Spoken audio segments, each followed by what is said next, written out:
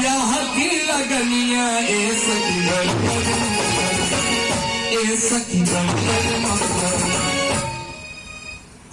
ब्याह में बाजा लोग बाजा से ब्याह में जरूरी है। बाजा कौन सा में एकदम घनघोर के क्या आदमी के बाजा अच्छो लगे रहे है, लेकिन ब्याह में अच्छे लगे वाला बाजा बजना चाहिए।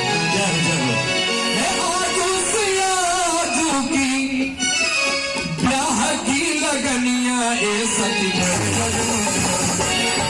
सखी बाजा न बाजई गाना बाजा न बाजई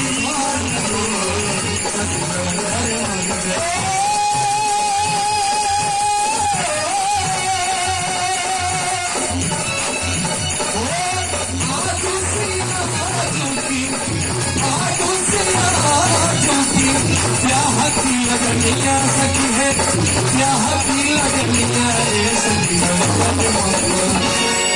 सखी बाजा न बाजई गाना बाजा न बाजई गाना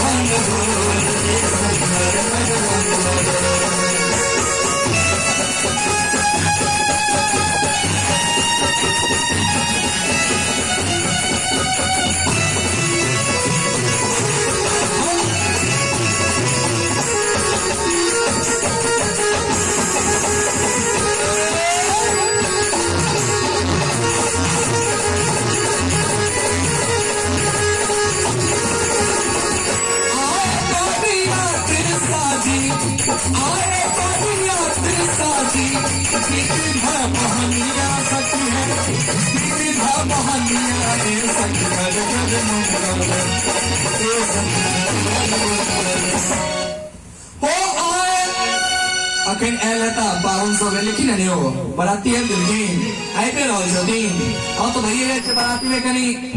दूर सावे छती रंग बिरंग के सवारी लगो हे आए बरियात साजी विविध बहनिया सखी है, विविध बहनिया ए सखी ए सखी रघुकुल मणि श्रीधर मोरे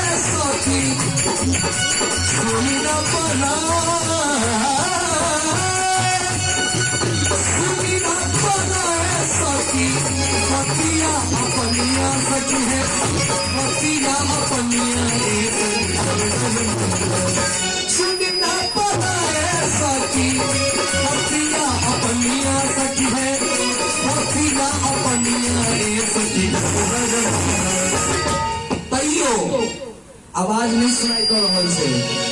डीजे लागल है उमरो एमरो लागल से, आवाज नहीं सुनाई देते, लेकिन तैयो सराती लोग आगमन के लिए हे सुनी ना पड़ा है सखी जय हो पतिया अपनिया सखी है, पतिया अपनिया ए सखी अजुरे आगा पनिया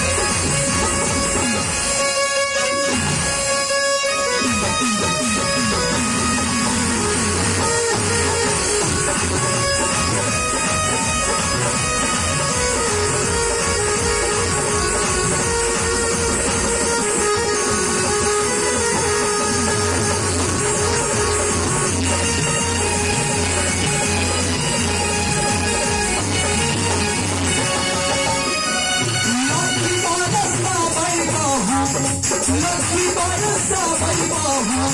पुराना सुमनिया सखी है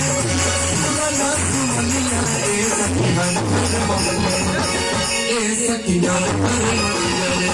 देवता लोग हैं जयती जयती कावे जयती जयती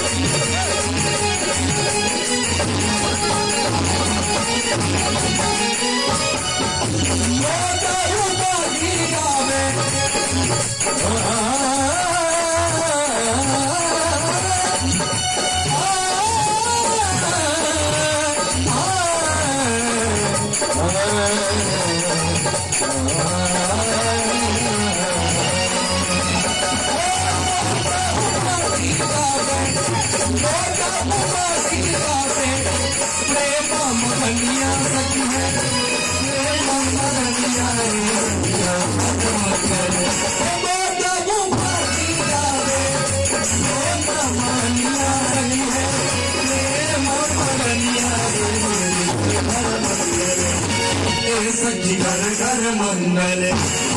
छाती छाती छाती छाती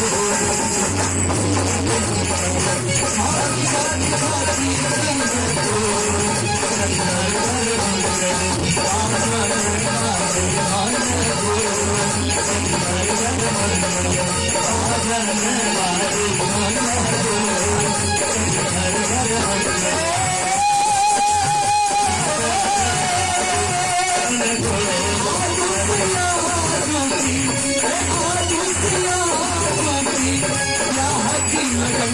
सखी है